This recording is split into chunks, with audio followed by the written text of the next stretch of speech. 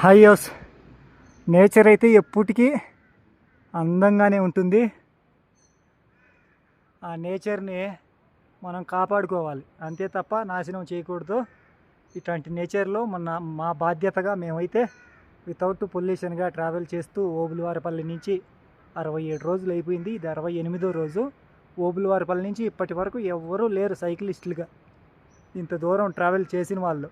మేమైతే last year నేపాల్కి కూడా వెళ్ళొచ్చాము. ఇప్పుడైతే ప్రాజెక్ట్ ఎల్ఆర్ అంటూ స్టార్ట్ చేసి 67 రోజులు కంప్లీట్ చేసుకొని స్టేజ్ 3 వైపుగా ఫినిష్ చేసుకొని స్టేజ్ 4 వైపుగా మా పయనాన్ని కొనసాగిస్తూ ఇలాంటి కొండలన్నీ నేచర్ని ఎంజాయ్ చేసుకుంటూ ఎక్కేస్తూనే వస్తున్నాం. ఎక్కడ డిసప్పాయింట్ అనేది చెందకుండా, కొండ కదా అని ఎక్కకుండా వచ్చేస్తే గమ్యాన్ని ఎలా చేరుకుండేది? అట్టయితే ఇప్పుడు వచ్చేసాం మేము. ఇండియా గర్వించదగ్గ విషయం దగ్గరికే వచ్చేసాం. ఏందంటారా? ఇండియాలోనే కాదు, ప్రపంచంలోనే లార్జెస్ట్ టన్నల్ అటల్ టన్నల్ దగ్గరికి వచ్చేసాం. 200 మీటర్లలో ఉంది. అదిగో అక్కడ కనిపిస్తుందిగా, అక్కడికి అయితే అటల్ టన్నల్ స్టార్ట్ అవుతుంది. అక్కడ కలుద్దాం, మాట్లాడదాం.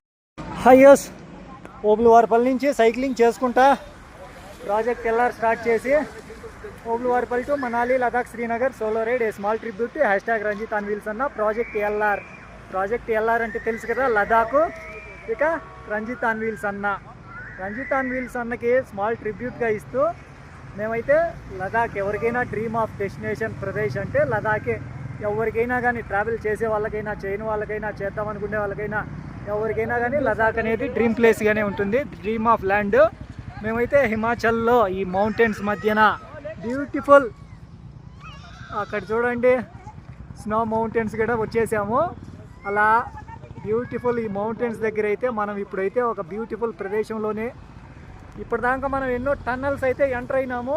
ఇంత పెద్ద టన్నల్ అయితే ఎక్కడ ఎంటర్ కాలేదు ఇప్పటి వరకు. ఎన్నెన్నో చిన్ని టన్నల్స్ అయితే వచ్చేసాము. ఇప్పుడు ఇండియాలోనే largest tunnel, maybe world largest టన్నల్కి అయితే వచ్చేసాము. ఇప్పుడు ఎదురు చూడండి, అది అసలుకి